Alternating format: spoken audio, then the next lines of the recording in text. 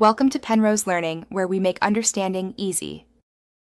You start by opening Google Pay and confirming you're signed into the account tied to your payments.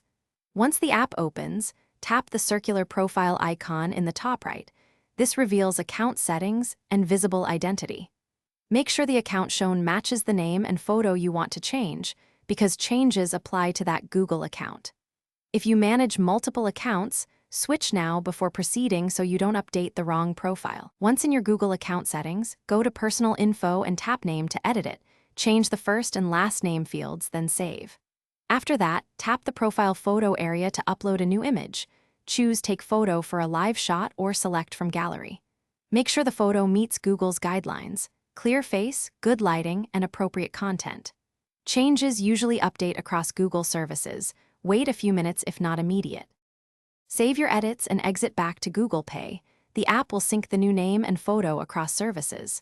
If the name change is blocked, you may need to verify your account by following on-screen prompts or visiting Google Account Recovery. This prevents abuse.